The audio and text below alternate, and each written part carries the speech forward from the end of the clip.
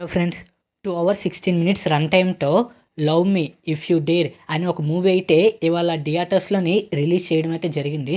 So, movie చూసిన తర్వాత నా ఒపీనియన్ చెప్పాలంటే ఫస్ట్ హాఫ్ పర్వాలేదు అని అనిపించింది. సెకండ్ హాఫ్ అయినా బాగుంటది కదా అనుకుంటే సెకండ్ హాఫ్ కూడా నాకు అంతగా ఏమి అనిపించలేదు.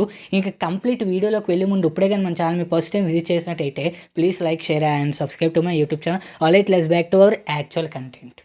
Director and written by Arun Bhimavarapu.